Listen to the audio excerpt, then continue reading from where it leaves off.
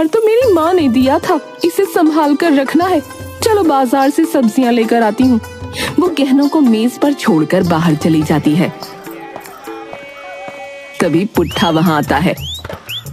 अरे ये दरवाजा तो हमारे घर के ही जैसा लग रहा है। घर तो मेरा ही है, लेकिन न जाने क्यों अजनबी सा लग रहा है। इसे मैंने कब बनवा लिया, मुझे तो याद ही नहीं।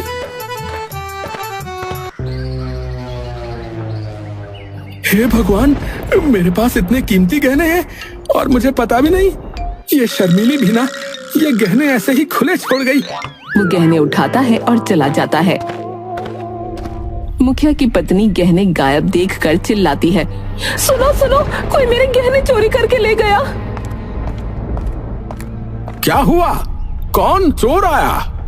जिन्हें शक है उन्हें बुलाओ। मुझे पूरा यकीन है ये भुलक्कड़ पुट्ठा का काम होगा, क्योंकि कुछ देर पहले मैंने पुट्ठा को ही इस घर के आसपास मंडराते हुए देखा था।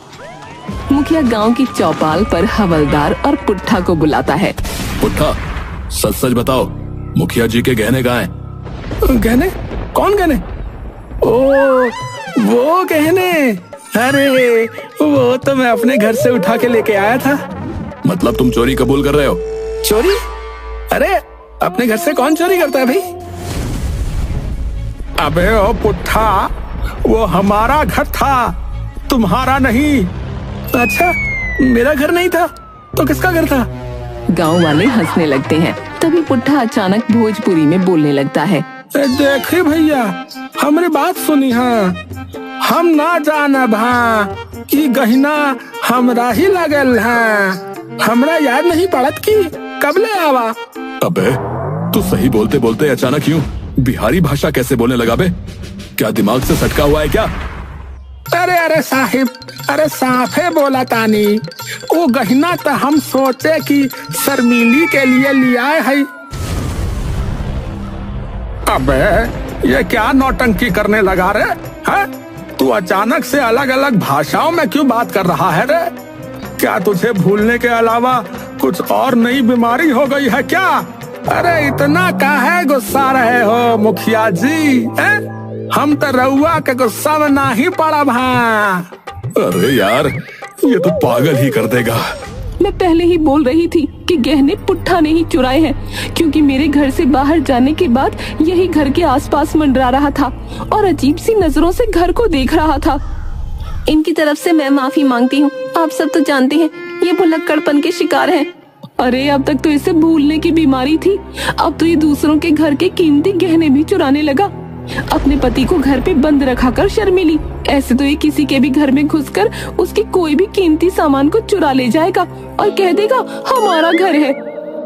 अब शर्मीली, पुट्ठा को एक नई बीमारी और हो गई है। कौन सी बीमारी मुखिया जी? शर्मीली पुट्ठा अलग अलग भाषाओं में सबसे बात कर रहा है। कभी वो भोजपुरी भाषा बोलने लगता है तो कभी कोई और। शर्मीली अपना सर पकड़कर कहती है, हे भगवान, पहले इस भुलक्कड़ ने मेरा जीना हराम कर रखा था, अब ऊपर से ये और नई बीमारी क्या गजब ढाएगी पता नहीं। शर्मीली पुट्ठा को वापस खींच ले जाती है।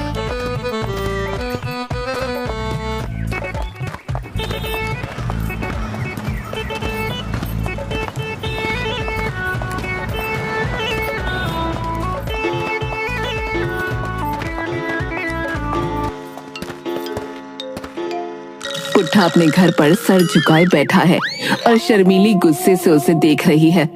तौबा है, गांव भर में हमारा नाम डुबो दिया। पता नहीं किस घड़ी तुम्हारे साथ शादी करी, मेरी किस्मत ही फूट गई। पुट्ठा उलझन में उसकी बातें सुनता है और अचानक भूल जाता है कि शर्मीली कौन है। वो उसे घूरता है और अचानक से अंग्रेजी बोलने लगता है। Hey, who are you? What are you doing in my house? वो उठकर शर्मीली के गाल पर थप्पड़ जड़ देता है। अरे थप्पड़ क्यों मारा? और ये कौन सी बकवास कर रहे हो? ये who are you क्या है? पुट्ठा इंग्लिश में ही बड़बड़ाना शुरू कर देता है।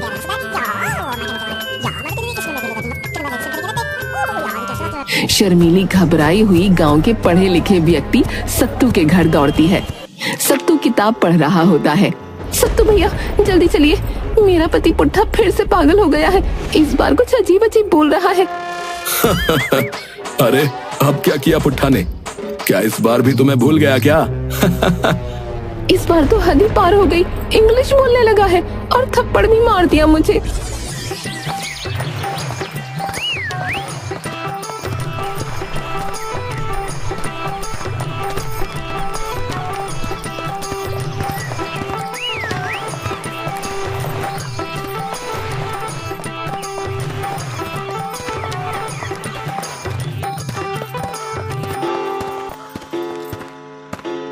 सत्तू और शर्मीली घर में आते हैं। पुट्ठा कुर्सी पर बैठा खुद को राजा समझते हुए बोल रहा है, I don't know who this lady is. She came to my house and started shouting. Someone take her away. सत्तू ठहाका लगाकर हंस पड़ता है। अरे शर्मीली, ये कह रहा है कि तुम कौन हो और ये तुम्हें घर से निकलने को कह रहा है, और ये भी कह रहा है कि इसकी अभी शादी नहीं हुई। सुनकर शर्मीली के होश उड़ जाते हैं। वो गहरी सोच में डूब जाती है। हे भगवान, इस बार पुट्ठा को भूलने का बड़ा भयानक दौरा पड़ा है, लेकिन ये अलग अलग भाषाएं कैसे बोल रहा है? पुट्ठा फिर से इंग्लिश में बोलता है, Why are you all staring at me? Get out of my house. सत्तू और शर्मीली एक दूसरे को देखते हैं। सत्तू मुस्कुराते हुए कहता है, शर्मीली, तुम्हारे पुट्ठा का तो नया अवतार हो गया है। अब इस बार इंग्लिश वाला राजा समझ लो इसे। शर्मीली सिर पकड़कर बैठ जाती है और पुट्ठा राजा की तरह चाय मंगवाने का आदेश देता है।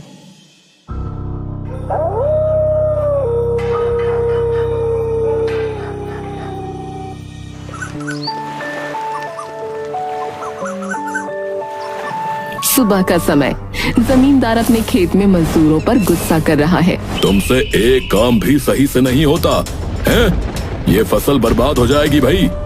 मैं तुम्हारी मजदूरी काट लूंगा, समझे? तभी पुट्ठा वहां पहुंचता है और पूरी गंभीरता से जमींदार को घूरता है। अचानक वो जोर से जमींदार के गाल पर थप्पड़ मारता है। तुम बहुत बदतमीज हो मिस्टर जमींदार। ये मजदूर आदमी तुमको ऐसे डांट नहीं सकता। जमींदार चौंक कर पीछे हटता है। पुट्ठा, तुम मुझे थप्पड़ मार रहे हो? Shut up! मैं अंग्रेजी अफसर हूँ। मुझसे इस तरह से बात नहीं करो। तुम अब जेल जाएगा। साहब, मुझसे गलती हो गई। प्लीज मुझे जेल मत भेजिए। ठीक है, ठीक है। फाइन देना पड़ेगा। 10 रुपया निकालो। जमींदार हैरानी से उसे देखता है और तुरंत भागकर शर्मीली को खबर देने जाता है। जमींदार शर्मीली के दरवाजे पर पहुंचता है और दरवाजा खटखटाता है। शर्मीली, अरे शर्मीली, जल्दी बाहर आओ भाई। अरे तुम्हारा पति पुट्ठा जो है पागल हो गया है। अब क्या कर दिया उसने? अरे वो मेरे खेत में है। उसने मुझे थप्पड़ मारा और कहता है कि वो अंग्रेजी अफसर है। मुझे डर लग रहा है अब उससे। शर्मीली माथा पकड़ लेती है। अरे भगवान, ये पुट्ठा तो हमारी इज्जत मिट्टी में मिला देगा। चलो मैं खुद जाकर उसे संभालती हूँ।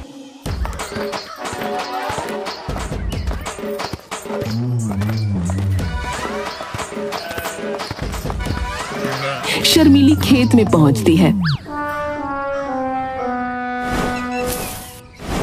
तुम फसल ऐसे काटेगा, नहीं तो मैं तुमको जेल भेज देगा। शर्मीली गुस्से में उसके पास पहुंचती है। पुट्ठा, ये नौटंकी बंद करो और घर चलो। तुम कोई अंग्रेज अफसर नहीं हो। देश को आजाद हुए 100 साल से ऊपर हो गए हैं। ओए, तू झूठ बोल रही है। और मैं अंग्रेज अफसर नहीं, और मैं क्रांतिकारी हूँ। और जमींदार दुष्ट है और मैं उसे सबक सिखा रहा हूँ। अब ये कौन सा नया नाटक है? पंजाबी कैसे बोलने लगे? पुट्ठा सीना चौड़ा कर खड़ा हो जाता है। और मैं भगत सिंह का साथी हूँ और ये जमींदार गरीबों को सताता है। मैं उसे सुधार के रहूंगा। शर्मीली, इसे यहाँ से ले जाओ। ये तो सच में पागल हो गया है और सबको पागल कर रहा है। चलो घर चलो। तुम क्रांतिकारी नहीं हो और ये सब बेवकूफी बंद करो। पुट्ठा बड़बड़ाता हुआ घर वापस आता है।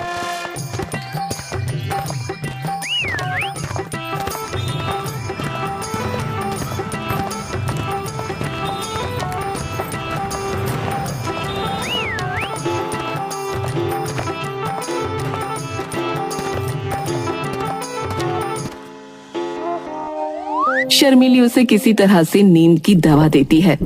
आज इसे सुला देना ही ठीक है, वरना पता नहीं कल कौन सा नया ड्रामा करेगा। पुट्ठा दवा खाकर सो जाता है।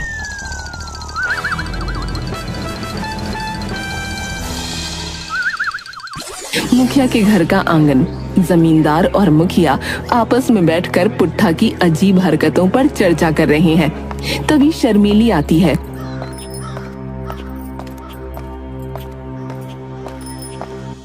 अरे शर्मिली, अच्छा हुआ तुम आ गई। हम तुम्हारे ही पास जाने वाले थे, तुम्हारे पुट्ठा के बारे में ही बात कर रहे थे। अब मैं क्या करूं? पहले तो पुट्ठा सिर्फ भूलने की बीमारी से परेशान करता था, लेकिन अब तो वो अजीब अजीब हरकतें कर रहा है। जैसे क्या बताऊं? पहले वो पंजाबी बोलने लगा, फिर कहता है कि वो क्रांतिकारी है, और हद तो तब हो गई जब उसने इंग्लिश बोलना शुरू कर दिया। मुखिया और जमींदार एक दूसरे को देखकर सिर हिलाते हैं। अरे जिसने कभी स्कूल का दरवाजा नहीं देखा, वो इतनी भाषाएं कैसे बोल सकता है? मैं तो कुछ नहीं समझ पा रही कि ये कौन सी बीमारी है, या ये कोई भूत प्रेत का चक्कर है। शर्मिली, तुम चिंता मत करो। मेरा एक रिश्तेदार है, डॉक्टर पकोड़ा। उसने बड़े बड़े भुलक्कड़ों और पागलों को जो है सही किया है भाई। शाम तक वो यहाँ आ जाएगा। तुम पुट्ठा को जो है उसे दिखा देना। मुझे पूरा यकीन है कि वो पुट्ठा को सही कर देगा। शर्मिली थोड़ा चौंकती है और हैरानी से पूछती है, डॉक्टर पकोड़ा, ये कैसा नाम है? मुखिया और जमींदार हंसने लगते हैं। अरे वो असल में पहले पकौड़े बेचता था ना भाई। पकौड़े बेच बेच कर ही उसने जो है अपनी पढ़ाई पूरी की। तब से उसका नाम डॉक्टर पकोड़ा ही पड़ गया। और वो सिर्फ डॉक्टर ही नहीं, वो जो है तंत्र मंत्र भी जानता है। हाँ, क्या सच में ये आदमी पुट्ठा को सही कर देगा? सही तो करना ही पड़ेगा। तुम्हारे पुट्ठा की हालत तो ऐसी है कि कल को वो खूंखार अपराधी भी बन सकता है, और तब तो वो पूरे गांव का सत्यानाश कर देगा। ठीक है, जब तुम्हारा डॉक्टर पकोड़ा आ जाए तो मुझे बुला लेना, मैं पुट्ठा को वहीं लेकर आऊंगी। इतना कहकर शर्मिली वहाँ से चली जाती है। मुखिया और जमींदार एक दूसरे को देखकर गंभीर हो जाते हैं।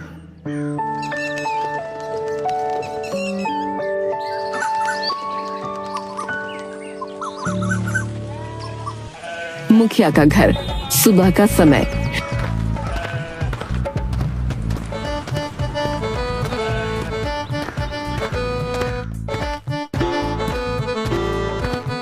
डॉक्टर पकोड़ा 40-45 साल का, अजीब कपड़ों में, माथे पर तिलक और गले में मालाएं पहने हुए अजीबोगरीब अंदाज में आता है, जिसके हाथ में एक झोला है जिसमें ढेर सारे कागज और कुछ हरी भरी जड़ी बूटियां हैं।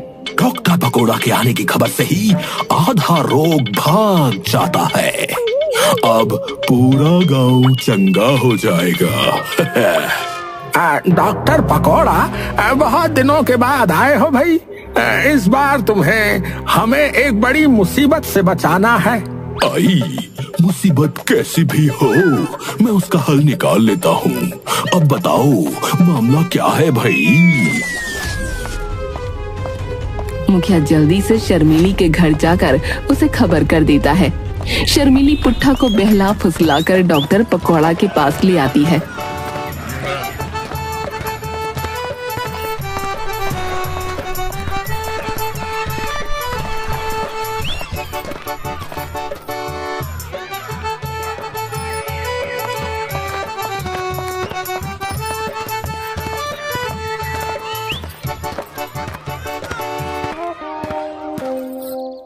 पुट्ठा को इस बात का बिल्कुल अंदाजा नहीं था कि उसे इलाज के लिए लाया गया है। हम यहाँ क्यों आए हैं? और ये बाबा कौन है?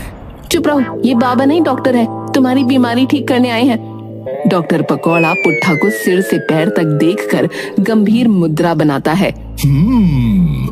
बहुत गंभीर मामला है, बहुत गंभीर। ये स्पिरिट पर्सनैलिटी का केस है भाई। शर्मिली और मुखिया चौंक जाते हैं। डॉक्टर साहब, ये कौन सी बीमारी है? हमने पहले तो कभी नहीं सुनी। आई, तुमने अपरिचित फिल्म नहीं देखी क्या? देखी है, पर वो तो फिल्म थी ना। आई, फिल्म असली जीवन से ही बनती है मुखिया। तुम्हारे पुट्ठा के अंदर अलग अलग व्यक्तित्व आ गए हैं भाई। तभी ये कभी अंग्रेज बन जाता है, कभी पंजाबी और कभी बिहारी। ये बीमारी दवा से नहीं, मेरी बातों से ठीक होगी। नहीं, मैं पुट्ठा को आपके पास अकेला छोड़ूंगी। डॉक्टर पकौड़ा मनाने लगता है। मुझे एक मौका दो, अगर मैं नाकाम रहा तो खुद पागल खाने चला जाऊंगा। मुखिया शर्मीली को समझाता है।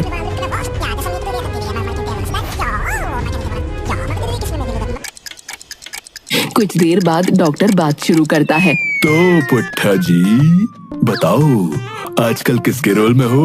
पुट्ठा धीरे धीरे सिर उठाता है और अचानक अंग्रेजी लहजे में टूटी फूटी हिंदी बोलने लगता है। मैं जनरल डायर हूँ। तुम कौन हो? तुम वही क्रांतिकारी हो जो इंडियन को भड़काता है? डॉक्टर पकौड़ा की आंखें फटी रह जाती हैं। हाय जनरल डायर, ये तो बड़ी गड़बड़ है भैया। Shut up! मैं सब जानता हूँ। तुम मेरे खिलाफ प्लान बनाते हो। अचानक डॉक्टर पकौड़ा को पकड़ लेता है और पीटने लगता है। अरे छोड़ो, मैं तुम्हें ठीक कर रहा हूँ। पुट्ठा अंग्रेजी लहजे में चिल्लाता है। तुम जेल जाएगा, मैं तुम्हें छोड़ेगा नहीं। डॉक्टर पकौड़ा डर के मारे छूट कर भागता है। डॉक्टर साहब क्या हुआ? पुट्ठा ठीक हो गया? अरे पागल खाने में भर्ती करो इसे, मैं अब नहीं रुकूंगा।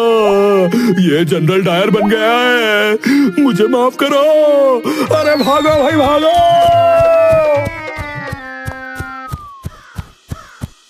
शर्मीली और मुखिया एक दूसरे को देखकर हैरानी में पड़ जाते हैं। शर्मीली और मुखिया डॉक्टर पकौड़ा के भागने के बाद बुरी तरह परेशान है।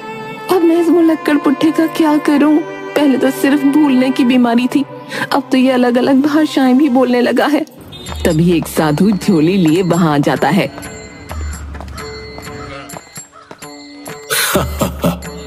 क्या मजेदार मामला है। मुखिया चौंक कर साधु की तरफ देखता है। अरे बाबा जी, आपको हंसी क्यों आ रही है? यहाँ हमारी जिंदगी तबाह हो रही है और आप मजे ले रहे हैं। अरे कैसे साधु हैं आप? अरे बेटा, आज मंगलवार है। मैं मंगलवार को सिर्फ हंसता हूँ। हंसी ही तो जीवन का आनंद है। साधु महाराज, हंसना छोड़िए, कुछ ऐसा उपाय बताइए जिससे हमारे चेहरे पर भी हंसी आ जाए। साधु अचानक गंभीर हो जाता है। क्या हुआ बताओ? शर्मीली पुट्ठा की सारी हरकतें और डॉक्टर पकौड़ा के भागने की बात बताती है। साधु आंखें बंद करके कुछ पल के लिए सोचता है, फिर अपनी झोली में से एक जड़ी बूटी निकालता है। ये लो, इसे अपने पति को खिला देना। इससे उसका दिमाग शांत हो जाएगा और वो 2-3 दिन गहरी नींद सोएगा। उसका दिमाग थक चुका है और उसे आराम की आवश्यकता है। जब वो सोकर उठेगा तो बिल्कुल ठीक हो जाएगा। मुखिया और शर्मीली साधु को आश्चर्य से देखते हैं। क्या सचमुच ये काम करेगा? विश्वास रखो बेटा, ये जड़ी बूटी चमत्कारी है।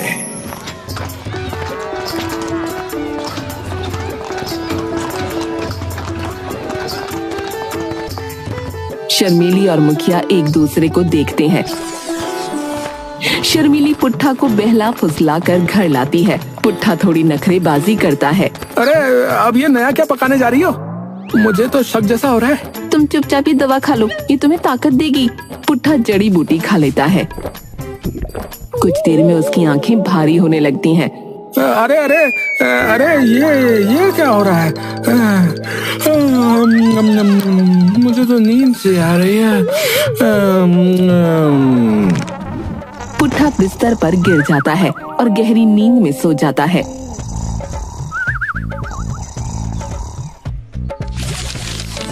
तीन दिन बाद पुट्ठा नींद से जागता है।